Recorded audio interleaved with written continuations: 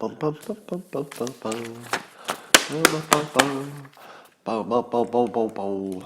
Bow, bow, bow, bow. Hey, everybody, come on in. Yeah, it's time.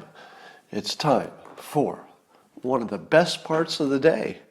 Well, one of the two best parts of the day, because sometimes I'm on here at night too.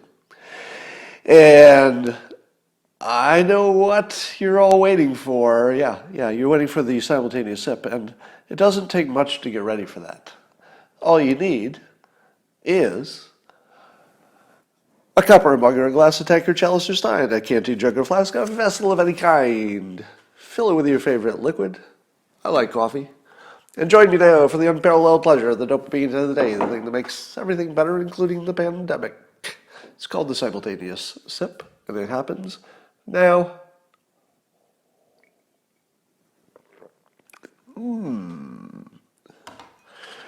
All right, anybody who's good at math, how many people have died in the United States from coronavirus so far? 54,000? How many people are dying per day? I actually don't know the answer to that. Is it 2,000-ish per day? Is that the number? And if we open up the economy even slightly, will that number go up or will it go down? Well, I think it's planned to stay the same, right? I believe the whole idea, I think the whole idea of the gradual reopening of the economy is that we're not going to try to drive the number down to zero. We're just going to try to make it not rise so fast it crashes our system, right? So let's do the math. 2,000 people a day, and we'll add that to the existing 54,000. And can somebody check my math on the per day? Is it about 2,000 a day? So I'll be checking. So right now we're talking gross. I'll get back to net later. So somebody give me that number in the comments, but let me just walk through the math. Yeah, per day, I think it's a couple thousand, right? Yeah, about 2,000. So if we assume that the target is to keep that the same, the target is not to make that to go to zero because we don't have any practical way to do that, and also open the economy. So 2,000 a day. So over a typical month, let's say 30 days, how many people is that? 60,000, right? So 30 days times 2,000 people. So we're on a rate that our planned rate of death, it's a planned rate. The actual plan is to lose 2,000 people a day. So let's see, that would be, May would be 60,000. June would be another 60,000. July would be another 60,000. And then August would be another 60,000, right? Somebody says 2,700 per day as of yesterday. Well, let's just use 2,065 yesterday. Let's just round off and use 2,000. So if you have 4 months of 60,000 deaths, you've got 240,000 deaths in the future. So that's 240,000 on top of the 54,000 we already have. And of course, it's not going to end in August. Nobody thinks that. So it's going to keep going. So the minimum number seems 300,000, right? Am I way off base? So here's the statement. The statement is that the plan, the actual official plan that nobody's hiding, is to lose over 300,000 people. Am I right?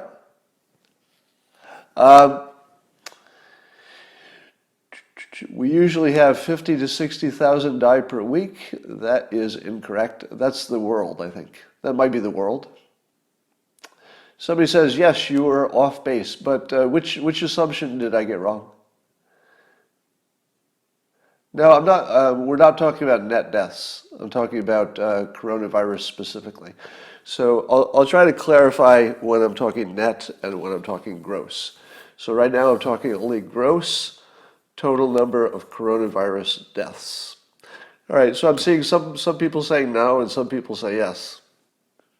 So, I don't know. It looks to me like the plan is to lose somewhere between 300,000 and maybe 500,000 people in the United States, right?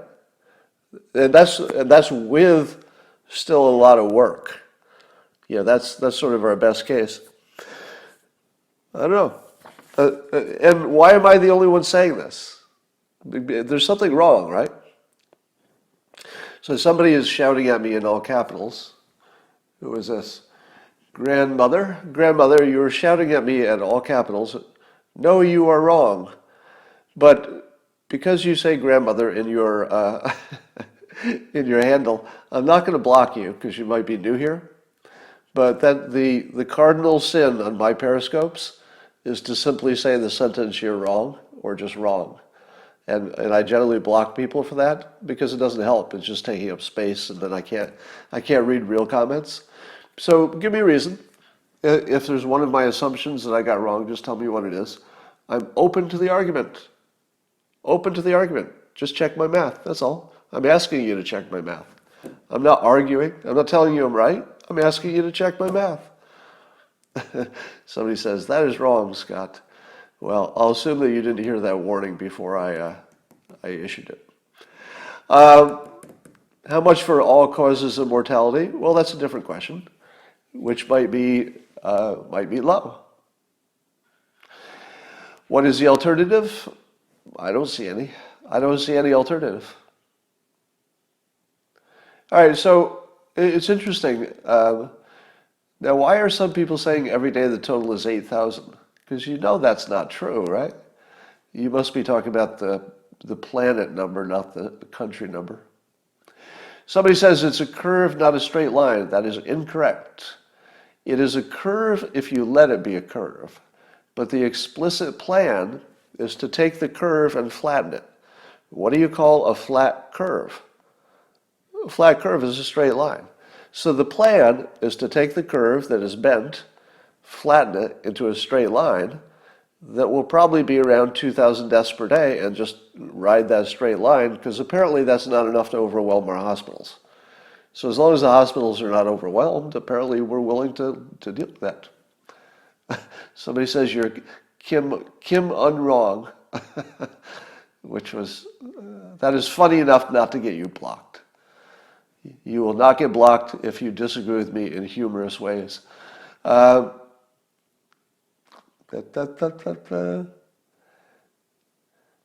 right, your estimate is correct. What is the problem?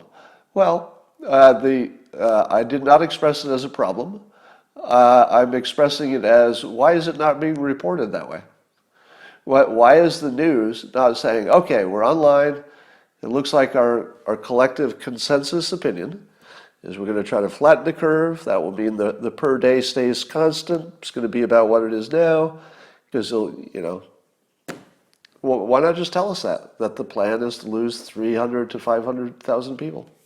Now, obviously, at the same time, we'd be working as hard as we can to come up with therapeutics and vaccines and stuff like that. But I don't think there's anybody who can tell us which of those is going to work and how well. And so the plan might involve trying as hard as we can to change the plan as we go. That would make sense. But at least the current projected path of this is 300 to 500,000 people lost. All right. Let's talk about this horrible and yet hilarious Joe Biden story about the Me Too accusations.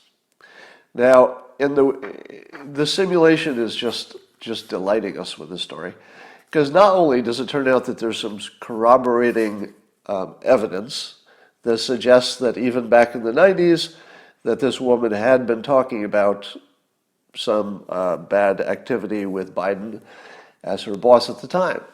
And the way that we know that is because somebody found out that her mother had called into the Larry King show and talked generically about it, and somebody found the tape. So they actually found the tape from the 90s where the accuser's mother called in and said, hey, if there's, I don't know if she specified her daughter, but she was saying that if she respected her boss, who was important, that she was a staffer, what could she do? Now, here's the fun part about it. That video was on CNN. So CNN, the people who most want to protect Biden, at least on some days, at least because he's a Democrat, they had the evidence for this. And they didn't find it. It was found by a conservative group. So I guess, here's a funny statistic that tells you everything you need to know. I think this was on the Fox News site. According to one analysis, CNN waited 24 days to cover the allegations against Biden. They didn't mention a thing for 24 days.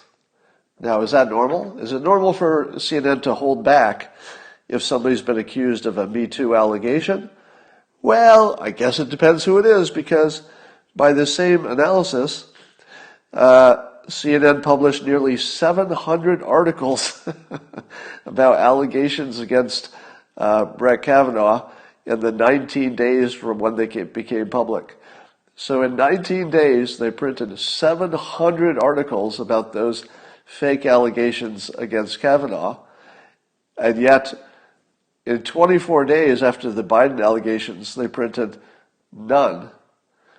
And it should be worth noting that the Kavanaugh allegations had no credibility whatsoever, and they still got 700 articles out of it.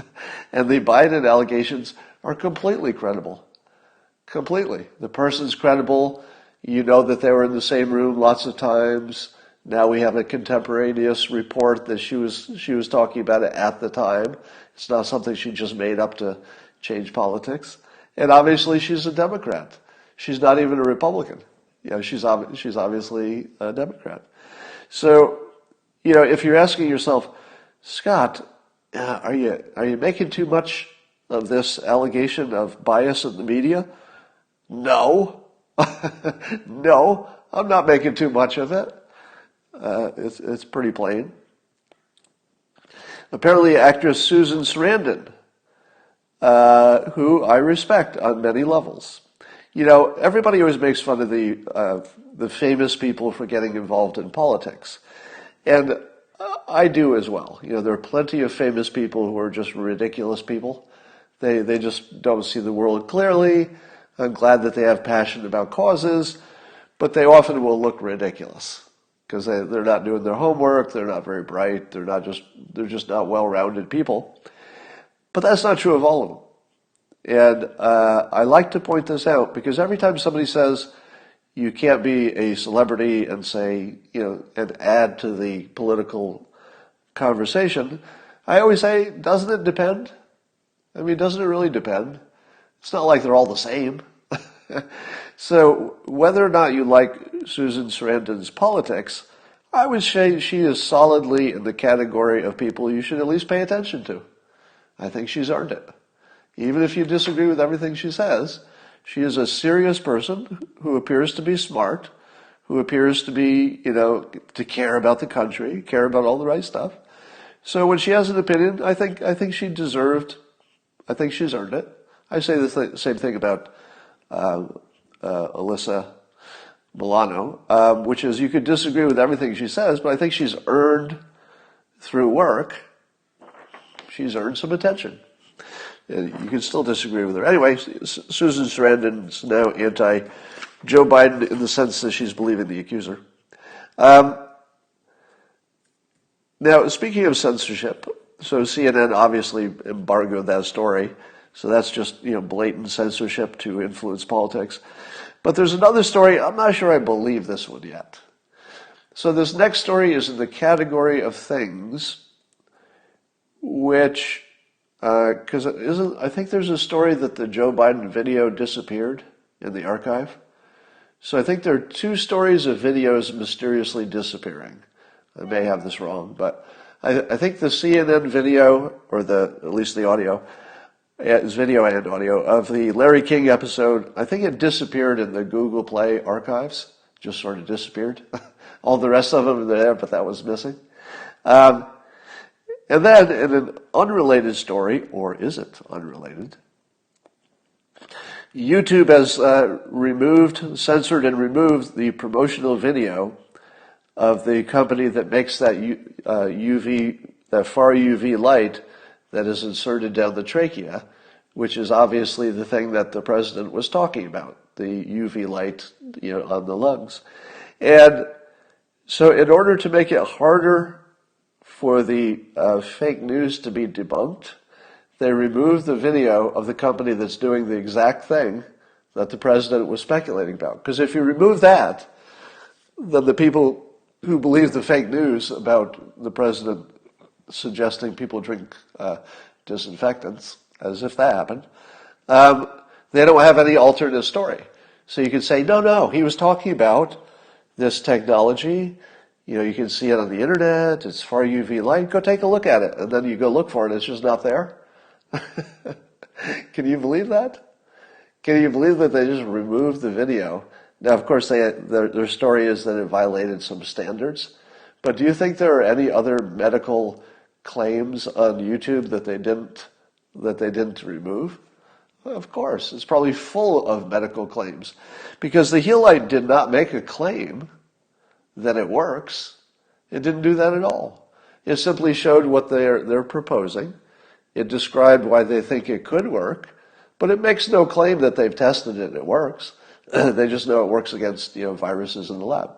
So why would you take down a video that doesn't make a definitive claim? It just says, hey, here's some technology that we're looking into. Really? And it's not even, the stuff they're looking into isn't even controversial, because it's not like we were wondering if UV light kills viruses. That part we already know. It's already in use. It's a commercial product already. So we're watching this amazing situation where, one day, there was a time when I think people would say, yeah, I get it. The news is biased. And I think we all, on some level, everybody knew that the news was a little biased, at least in recent years. But this is not that. Whatever this is, where videos are being removed, that's not bias. That's not, there's no reasonable way you can explain that away by people having different opinions. This is not a question of opinion. This is people manipulating the political process in ways that should be jailable. Now, there's no law against removing a video from your own library, but it should be jailable.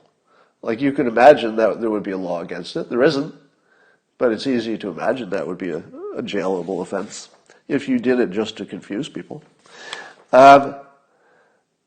So here's what is happening over at CNN. I think there was something that was supposed to print that didn't. Hold on a second.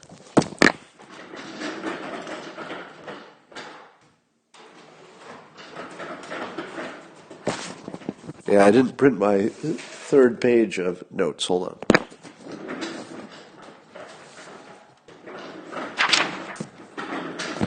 All right, I'm back. So Joe Biden had a funny tweet. And I'm going to give Joe Biden credit because, I like to talk about no matter what side people are on, I like to call it out when they use good technique in terms of persuasion or communicating. So Joe Biden had the following tweet, which I give him a grade of A for. And he said, "I can't believe I have to say this, but please don't drink bleach." Now, of course, he's playing on the fake news, as if the president actually had ever suggested such a thing. But in the context of a tweet, and in the context of the political silliness, I'll give that a pass. So I don't think tweets have to be technically accurate. And in fact, tweets can be ridiculously inaccurate as long as they're also funny, because then you say, oh, okay, I get it. It's a joke. It doesn't have to be technically accurate. So I would say, solid tweet, Joe Biden. I would also say there isn't a chance you wrote this tweet yourself, because here's the tell. So the first part of the tweet is, I can't believe I have to say this. Now, where and how often have you heard that phrase, I can't believe I have to say this? Well, that has become sort of a common tweet joke form. So in other words, if you spend a lot of time on Twitter, you would know that that's a familiar way to start a joke tweet. I can't believe I have to say this, but, and then you do the funny part. Now, what are the odds that Joe Biden himself had used Twitter enough to know that this is a thing, to start your joke with, I can't believe I have to say this? The answer is there's no chance of that.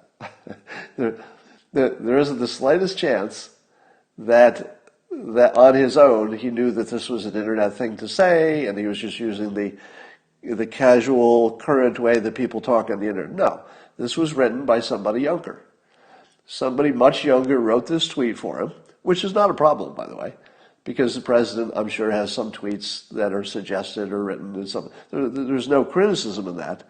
I'm just saying that his staff did a good job of the tweet. So I tweeted back to him, and I don't know how to say this with the requisite amount of modesty. So can I have a pass? Can I be issued a pass to brag about myself in public for a specific useful purpose, which would be useful to you?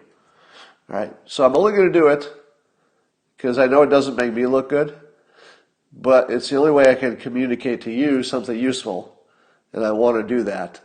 So I need you in the comments to say you have a pass to brag about yourself on this topic, and then I won't feel bad. Okay? Okay, we got an okay. So one of you has given me a pass, and it goes like this. This might be one of the funniest tweets I've ever written. Now, I don't think you're going to think it's so funny. I just love it. I just love my own tweet. And it's because there's a lot of technique in it. So it's the technique that I want to describe to you so that you can adopt it, all right? So after Joe Biden said, I can't believe I have to say this, but please don't drink bleach, I tweeted with my own comment, I retweeted, and I said, the people who dwell above ground, thank you for your plain-spoken basement wisdom. I'll just let that sit there for a while. The people who dwell above ground, thank you for your plain-spoken basement wisdom. Now let me tell you why I think this is so clever. And thank you for the pass. Because I wouldn't be able to brag about how good this is in public without you having granted me that pass. So thank you. Now, how many times have I talked to you about the benefit of seeing your ego as a tool? It's not who you are. You can dial it up and you can dial it down. So in this case, you can see me using ego as a tool. I need to brag to you just to convey some information that would be useful to you. So if I were worried about how you would see me, I'd say, it's obvious you don't want to brag in public. Everybody knows that. It's a bad look. I'm a public figure. Nothing good about this can happen. But because I see ego as a tool, I can just say to you, can you give me a pass? I'm just going to do this. I'm doing this impolite thing just for a purpose that will be good for you. So you can see it in practice. All right. So here's what was good about my tweet reply when I said, the people who dwell above ground, thank you for your plain-spoken basement wisdom. The first thing is that for writing humor, when you can substitute interesting words for common words, you should do it. Because in the first part, I say the people who dwell above ground. If I had replaced the word dwell with lived, the people who live above ground, do you see how it just lays there? You see how the word dwell just brings it alive? So the sentence comes alive when you see the word dwell, because you know that there's something sort of interesting coming. So that's the first trick. Dwell instead of lived or resided, which would be boring words. And then I said above ground. Now the first part of the sentence, I've reframed the situation in the fewest words you've ever seen a reframe happen. So Biden is tweeting funny things that are indeed funny from his secret, bunker basement. Now, even though we make fun of him for being in the basement, Joe Biden is not like the normal people you make fun of in the basement. Now, normally you make fun of people in the basement because they're living at home and they have not succeeded at anything, and they're eating chips and they're sitting in their underwear in the basement. But there's nothing about Joe Biden that fits that model, right? He's a hyper successful older person who's not living with his parents. So you can't really lump him in with basement dwellers. So what I did with my reframe here is I said the people who dwell above ground, where I immediately painted you a movie. And as soon as I said that, the people who dwell above ground, couldn't you immediately see a picture? And you saw a house, and then you immediately saw under it Joe Biden, and you saw the people who were walking around above ground, and then suddenly you saw, yeah, that is funny. There's some people who live above ground, and there's some people who live below ground. And of course, then your mind goes to the, what was it, the Time Machine, H.G. Wells, and the Eloy, and the whatever, and people who evolved underground and over. So anyway, in a very few words, I simply painted a picture of people who live above ground, the good people. I don't say the good people, but you automatically say, well, I think the good people are probably the ones living above ground. They got sun and everything.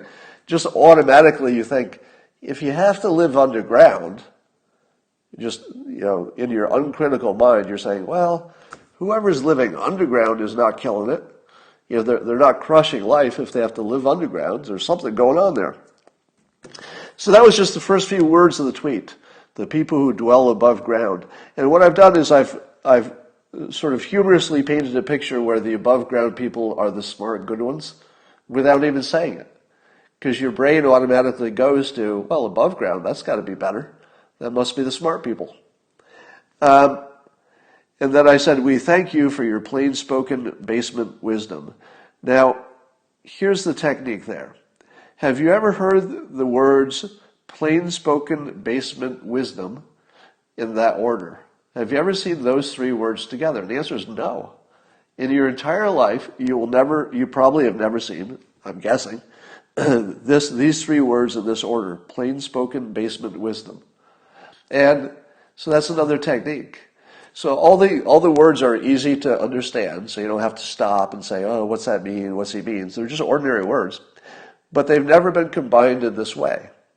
And if you look at the difference between a professional writer, somebody who's actually succeeded, and somebody who's just good with words, but they don't have that X factor, that extra thing that makes somebody a successful professional writer, you would note that the people who are just good at writing will rarely write words that you haven't heard before. In other words, every sentence fragment is something you say to yourself, yeah, I've heard that. So they'll write, Bob went to the store and bought bread. And you'd say to yourself, well, I feel I've heard a sentence like that a million times.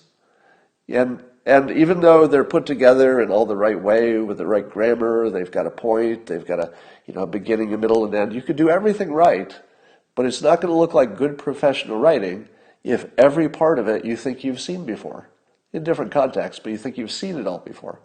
You have never heard the words plain-spoken basement wisdom before. And so your brain automatically goes, oh, something new. And so you pay attention. Now, what also makes this funny is that if you go against somebody's strength, that's the best thing you can do as a political attack. You want to take out their strength because their weakness is already weakness. It's probably doing its own work, just being its weakness. So Joe Biden's strength is that he seems to be this, ordinary Joe who tells it like it is, and there's no artifice, there's no artificial anything about him. He's just plain-spoken Joe Biden. So I'm going with his strength, except I'm redefining it as basement wisdom. Now, as soon as you hear that, what do you think about his wisdom when I framed it as basement wisdom? Because there's no reason a basement needs to be an insult. That is just literally where he is. But your brain uncritically thinks, wait a minute, basement wisdom does not sound as good as above ground wisdom, if you know what I mean. If so, the old joke about going to find the yogi or to find your guru, you have to always climb a mountain. You're always climbing a mountain to find wisdom. Wisdom is high, right? Wisdom is up in heaven. Wisdom is at the top story of a skyscraper where all the CEOs are, right? Wisdom is near the top of everything. So by calling it basement wisdom, I've insulted it without using an insult, because your brain added the insult because you thought, basement wisdom. See? So, what is good about this is that it reframes, and that it does it with words that you haven't seen in this order before, interesting words, and it does it very, very quickly. They're just one sentence on your own. So that's what I wanted to teach you. Those are your techniques, so that you can use on your own. And by the way I write these things is I often write them with ordinary words first, so that the first sentence would have no zip. It probably, I don't remember, but it was probably something like, the people who are living in houses appreciate your wisdom, or something like that. And it would have said the same thing, but then the second pass I go, okay, what would be a funnier word than reside? Dwell. Dwell is just a funny word, and you know when you hear it. You go, dwell. That's a funny word. All right. I am frankly amazed at what CNN is doing with their fake news. So the way they're covering the fake news about the Clorox stuff is that they're using the word ingesting that the president never used. So there's no point at which the president that's a block. There's no evidence, and of course the president did do it. He did not use the word ingest. If the president had said, hey doctors, what do you think about the idea of ingesting disinfectants? Well, everybody in the world would say, ingesting? That sounds like you mean drink it. But he didn't say ingest. He said inject. Now, and then he talked about the lungs, and he was talking about it in the context of the light and everything. So inject is actually what happens. The intubation tube goes down your trachea, and in some cases might go all the way into the lungs. That's being discussed as well. And they actually inject something into your body, down your mouth. And then they disinfect using light, or there's actually talk about different aerosols that could be bad for the virus but not for your body. So CNN uses the word ingest in their headlines. That is so illegitimate. That's so illegitimate. But here's the funny part. It's the people who believe it. I mean, if you believe that the President of the United States recommended drinking Clorox and Lysol, what does that say about you? Because you think the people who believe that think they're saying something about the president. But if you were just sort of back up for a moment, just back up for a moment. Look at it like you were a god looking down on people. And you see a person who believes that the president went in public and recommended drinking Clorox and Lysol. Does that seem likely? Even if you believe that this president says things that you don't agree with, that maybe are not scientifically appropriate, do you think this president recommended that in public? Do you really need to go to look at the transcript? Somebody says he said it in jest. He didn't say it in jest. And for those of you who believe him when he said he was being sarcastic, you really have to look in the mirror on that one. Because if you can see sarcasm there, I don't see it. All I saw was he was right. And he just doesn't want to go through the bother of explaining why he was right, because he was completely right. He actually knew more than the news people, and he may have known a little bit more than Dr. Birx about this one UV light thing, because it was just based on some articles. She may not have seen them. So I think the better explanation is he knew exactly what he was talking about, but he said it unclearly. That part is objectively true. Anyway, have you heard of the Uncanny Valley? I think you have if you've watched my Periscopes. I'll remind you what that is. So the Uncanny Valley is the idea, and you can look it up on Wikipedia. Just Google Uncanny Valley. And it's the idea that we humans can find something cute if it doesn't look like a human at all. So my cat Boo is on the rug over there, and she's very cute. And it's because she doesn't look anything like a human, so my brain allows me to see her as cute. Likewise, if I had a robot that looked like a proper robot, didn't look like a human, I might think my robot was kind of cute. But where you get in trouble, the uncanny valley, is that when you get closer and closer to something that's human, but not quite there, such as a zombie. A zombie is almost like a human, but there's something wrong. And it's that little something wrong, that slight change, which causes us revulsion. So when you see a monster movie with the undead, or somebody who's got a human-like form, but they're not human, you go, that's terrible, because they're almost human, but they're not. That's the worst thing. I like it when they're human. I like it when they're a robot, but don't give me that almost human thing. That's going to freak me out. And so I speculate that I'm having that experience, watching people who believe the fake news. Arguing with people on Twitter and even watching them, in live interviews, actually looking like they believe that the president recommended drinking Clorox and Lysol. I can't see them as human. Are you having the same problem? Now, obviously, they are human. They have human DNA and all that. But in the context of having this discussion, they take on an almost unnatural, I don't know, it's like they're possessed, because they don't make any sense. I just had an argument with somebody who insisted he could read the president's mind, and that his interpretation of what the president meant is based on this guy knowing what he was thinking. And he actually, in public, he was willing to tell me that he knows what a stranger is thinking, when it's obvious that it was the opposite of that. It's pretty obvious. So they register as zombies to me. And I'm not saying that as an insult. I'm saying that as just a description. That when I'm talking to somebody who can't deal with even the most obvious truth, that the president never recommended drinking Clorox, you don't even have to look at the transcript to know that didn't happen. But if you do look at the transcript, you can tell it didn't happen, but you don't need to. It's just so obviously it didn't happen. Now, I saw this with the Russia collusion stuff. I saw this with the Fine People hoax. The people who actually believe this stuff just don't register at the moment that they're not believing it.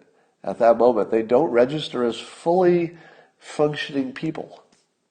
Now, to be fair, I have to assume that Democrats think exactly the same thing about Republicans and conservatives. It just depends on the context. It depends who's believing the fake news on any given moment. Because it's not like the fake news is only believed by one side, obviously. But there is a big difference that's been demonstrated by studies that says that the conservatives at least are aware of both arguments.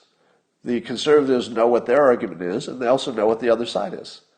Whereas the left typically doesn't even have any exposure to the opposite argument. So by the time that they get into the debate with me, they've never even seen the other side. And so it's the first time they're hearing it, and their brain can't process that they could have been wrong for so long, and so positive at the same time. And then I dismantle them in about 10 seconds, and cognitive dissonance sinks in, and they flip into zombie mode. And the zombie mode is like, I saw it. I saw it with my own eyes. It's right there. And they say, where is it? Here's the transcript. Can you point to the place in the transcript where he literally said to drink Clorox? Or even something you could interpret that way? Can you show me where he said that? And of course it isn't there. Okay, I'm seeing people agree that it is an uncanny valley kind of a thing. Now, there was a time early on with this hoax, the disinfectant hoax, there was a time when I thought, they're just playing with us. They don't really believe it. They don't believe it. They're just saying it because people say things in a political season. But it definitely seems to me, when you see, Anderson Cooper and you see some of the other people talking about it, it looks like they actually believe it. He said inject, correct. And inject, are you correcting, I think you're correcting me because I said insert. That might be what you're correcting in the comments. Yes, I believe he said inject, which is also a descriptive word for putting something down all the way into your lungs. You're injecting it into a body. So that's not the right medical word, but it should be obvious in context what he meant. How much will you pay? I don't know what that means. CNN will change your reality. I said ingest is what the CNN is saying in their headlines. So I've used ingest for what CNN says, but what the president said was inject, which is an accurate word. Yeah, somebody's saying, when I saw it live, I thought you wanted to inject light. That's what I thought. Now, he also asked more generally about, cleaning out the lungs. And it turns out that there are a number of gas-like treatments where they inject gas into your lungs, and the gas is like a disinfectant in other contexts. So disinfectant, of course, is the problem word, because not a vaccine, but let's say a therapeutic that you do ingest is a disinfectant. So I will solve your problem. Boom, problem solved. Please, next topic. I'm just doing a little blocking here. Excuse me. Anybody else need a block? I think we're good for now. All right. So that's basically all I had for today.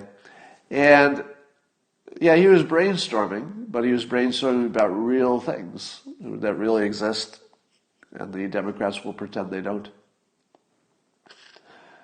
The Brits call the coronavirus Miley Cyrus. What? I thought I saw Miley Cyrus in the news. I didn't know what that was about.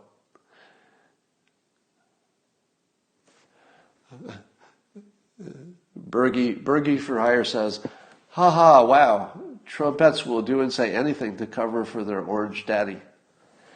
So let me ask you, Bergie for Hire, did you believe that the President of the United States was suggesting drinking Clorox? Are you proud of that? Are you proud of the fact that you believe your news?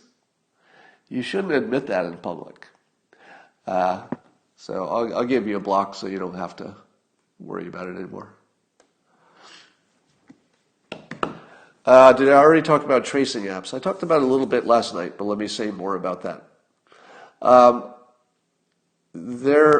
guess Australia has a tracing app. It's voluntary. And it will tell you who you've come in contact with in terms of other people who have also volunteered to use the app. Or is it only the volunteers? I'm not sure if it's only those volunteers. But anyway, then Apple and Google have some kind of thing where they can tell who you've contacted based on where your phone has been. I think that might be our only solution. To me, it seems that the simulation has served up the following test, and it goes like this. Our belief is that we are a species who needs privacy, and that privacy is just a plus. It's always a plus. More privacy is better. And we all have that same feeling. I have it, you have it. It's just natural. Well, I don't know if we're raised that way or it's just automatic, but we all want privacy. However, this video game of life has presented us with the following challenge. Apparently, and we can't say this for sure, but apparently all of our other solutions are going to be ineffective. It looks like people don't build immunity. Maybe. We don't know that for sure. It looks like our therapeutics might help, but probably are not going to be a magic bullet.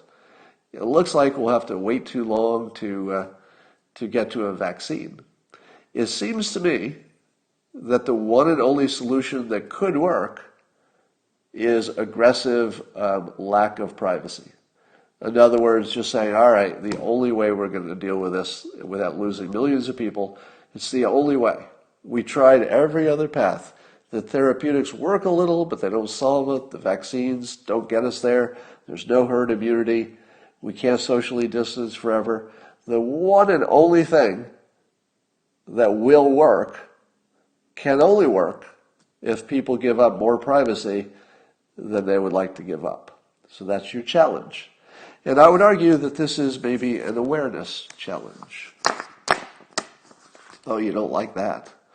You don't like that this might be an awareness problem. And I believe that we cannot go to the next level in this video game simulation until we understand that privacy and our need for it is more illusion than an actual need. And I say that because I think we humans we've evolved to not have that much privacy, meaning that by our nature, we're tribal. And if you're in a tribe and you don't even have doors and windows, there's not much privacy. So I don't think we're a species who evolved over millions of years to need privacy in the way we think we need it. It's a preference. So we have a preference for it that's very strong.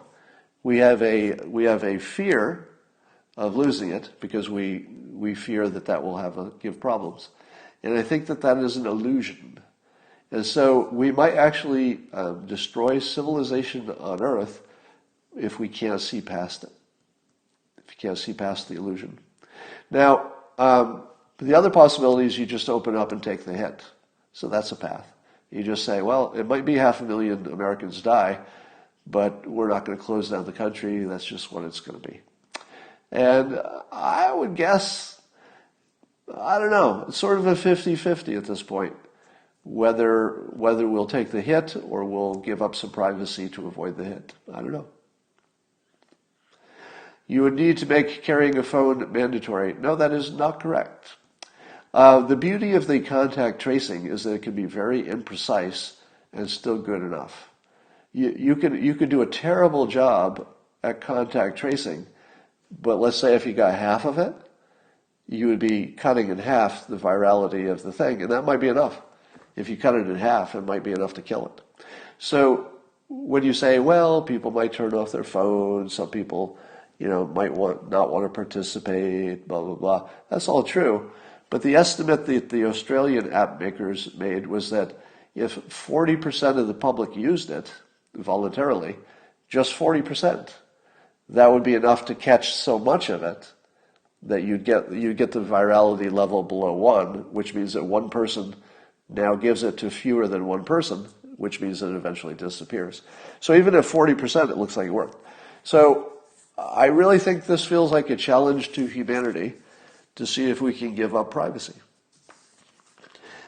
in some intelligent way. Now, when I say give up privacy, I don't mean the stuff you do in your bedroom. Nobody cares about that. I don't mean your bathroom. Nobody cares about that. I'm talking about where you spend your money and where you go. And I've argued for decades that the only privacy that's real is lack of interest. The only privacy that's real is when people don't care. And the reason that celebrities have so little privacy relative to the regular public is that people care.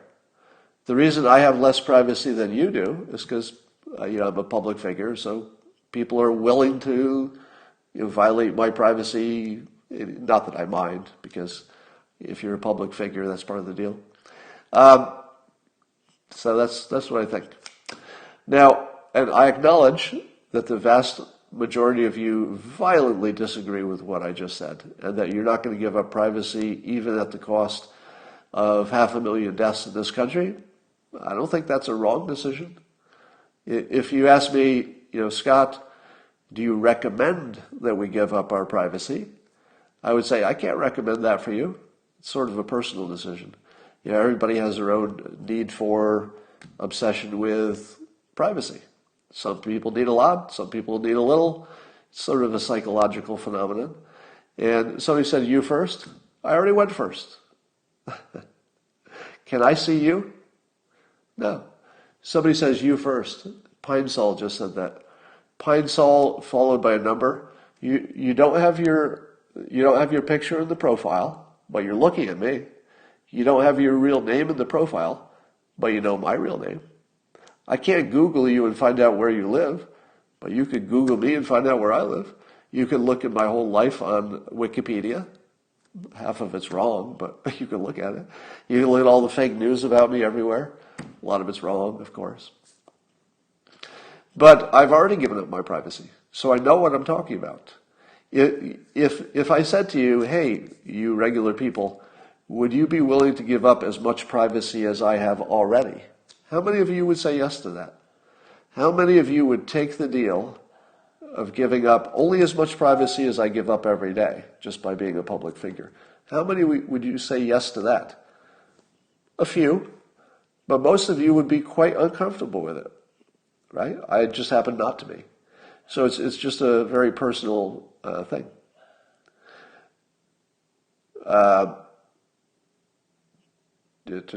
Freedom is the issue, not privacy.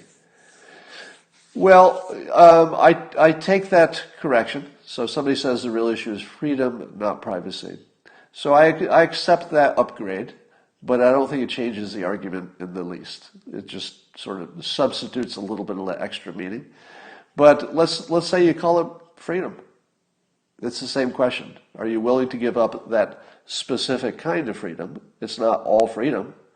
You know, you can still say and do things you want. It's just a very specific kind. So if you want to call it freedom instead of privacy, I'll accept that.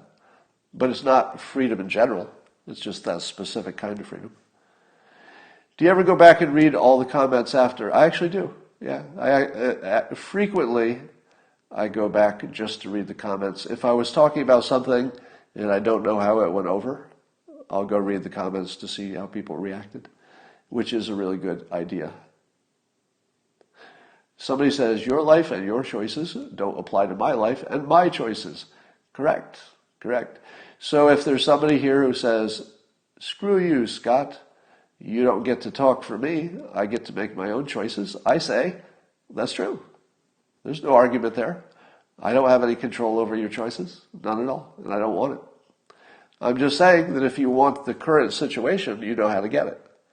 And if you want a different situation, well, there's a path there too. If you don't want to take it, I can't push you. I certainly wouldn't try to make you make that choice. I'm actually with you. To me, freedom is sufficiently important that if you said to me, Scott, here are your two choices. You know, you give away, the people have to give away their freedom, you could call it, but it's really privacy, part of freedom. Or 500,000 people die. Might not be you, might not be one of your family members, but 500,000 people are going to die earlier than they needed to be. Most of them are elderly. Will you take that deal? I would say maybe. That's not unreasonable. You know, given the number of people who have died for freedom, if you told me, well, we're going to queue up another 500,000 of them, because every now and then you got to buy your freedom again. So that's the price. Coronavirus just gave us the invoice, and the invoice says, if you'd like some freedom, or if you'd like to keep some freedom you thought you had, here's your invoice. It's somewhere between 200,000 and 500,000 dead. Might not be you, might not be your family. Could be you, could be your family. But here's your invoice. Are you willing to pay this to get that bit of privacy/freedom? I think a reasonable person would pay that bill. Am I wrong? Would a reasonable person pay that bill? I say yes. I think there's plenty of room for people to have different priorities. Because this isn't so much a logic question. A lot of questions are just, you know, are you rational? You know, sometimes there's a rational opinion and there's a batshit crazy opinion, but this isn't one of those situations. This is purely a priority question, mostly a priority question. Is your priority, and is it a priority you'd be willing to die for or risk death? You wouldn't be willing to die for it, but you might be willing to risk death, and you're willing to risk 500,000 deaths in the country because your priority is this bit of freedom. Reasonable? It's reasonable. I'm not sure I would agree with it, but I wouldn't tell you were being crazy. You know, the people who say there's no price too big for freedom, you know, if you'd said, you know, look, Scott, it's going to cost us 5 million people. 5 million people, and some of them might be your family, but it's the only way we can buy our freedom back. I would say again, even at 5 million people, I'd say I might take the other way. I'll look at my options, but I'm not going to criticize you if you said freedom is worth 5 million people, and some of them might be your family. If you're willing to say that directly, I'll say, well, you're a person who's thought this through. You've looked at the costs, you've looked at the benefits, you've got a philosophy, you've got some history on your side. Yeah, I would accept that as a credible opinion. All right. Somebody says, I'll take the gamble and keep my freedom. Well, let me ask you this. For the person who just said this, I'm going to accept that you get to set your own priorities, and I will not tell you that you should change them. So I'm not going to try to change your mind. I'm just curious, what kind of freedom has that kind of value to you? Because I can't think of any in my own life. And like I said, I've experienced a lack of freedom for decades relative to what other people had. And I would have assumed it would be bad. But I don't experience it that way. I don't know if I just got used to it or my personality is such that it doesn't bother me. I don't know. But ask yourself what specifically you would be afraid of somebody knowing. Now, most of the times when I ask this kind of question, it turns into a chain of events. It's a slippery slope argument in disguise. So the real argument is not, well, I don't really care if there's some encrypted database about where my phone has been when I had it on. So I think you'd find people who say, okay, I don't really care about that, because that's could be temporary. It's useful. I'm not going anywhere. I'm not going anywhere to do any drug deals. I don't have a mistress. So yeah, I don't care. But I do care if this becomes the first stage of doing it permanently, because then, it's a slippery slope to losing all of my rights. I always reject the slippery slope argument. And,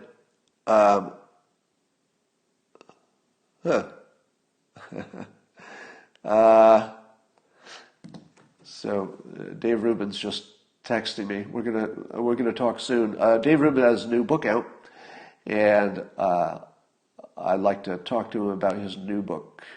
So we'll do that probably Tuesday. I'm not sure. All right. I think Tuesday his book comes out. That doesn't mean I'll be talking to him on Tuesday. So I'll set that up and we'll talk about this. But ask yourself which privacy in particular you really care about. You might find that when you dig down, there's just nothing there.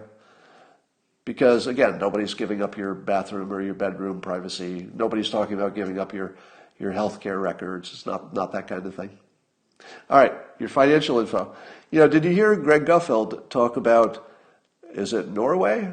I might have the details wrong. I think it's Norway that publishes everybody's tax records in a public place. Have you heard about that? They just post it. It's just online. You could go look at your neighbor's tax returns in Norway. Now, what's your first reaction to that? Oh my God. Oh my God. I'm not going to live in a world where my neighbors or anybody who wants can see my tax returns. But has Norway disappeared? Has Norway sunk into the ocean? If you ask the typical Norwegian, hey, what's your biggest problem today?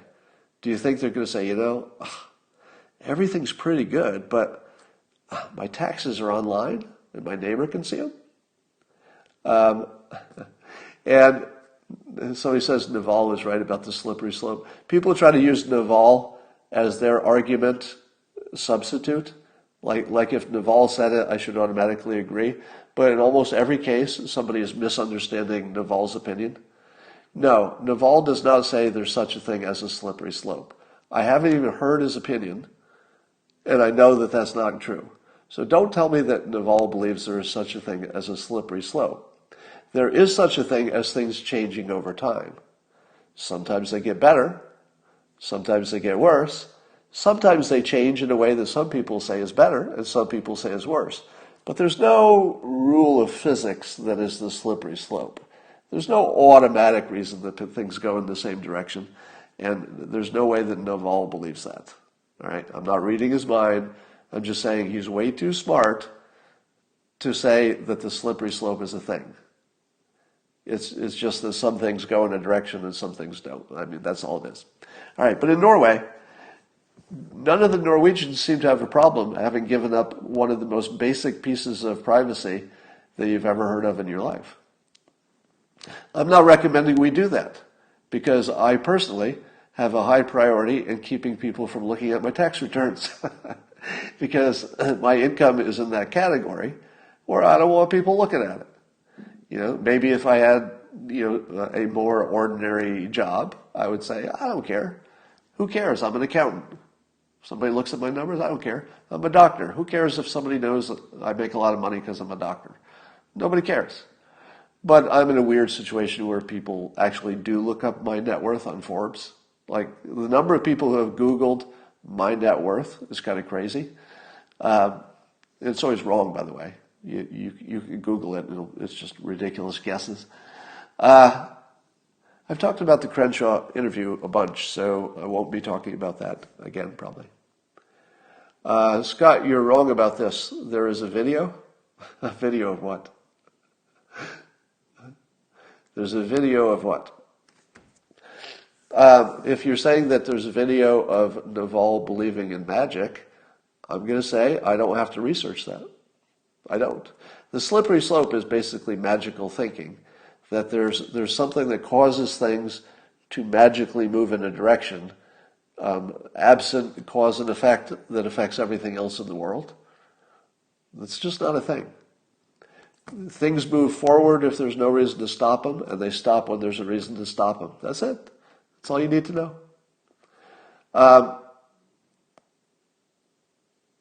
Scott, it's not like you say in Norway you are wrong. I don't know what that means. It's called hysteresis, not slippery slope. Now, I will admit that if you get used to something, it's more likely that you could move to the next level once you got used to the first thing. That's real. But it's also what progress looks like. Somebody says, Jim Davis makes way more than you do.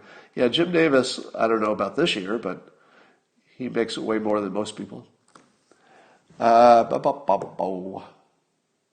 Great way of making friends at work, yeah. But in theory, the lack of privacy, imagine this. What would a lack of privacy about your tax returns do for income inequality? At the very least, the male-female difference in payment should be obvious, right?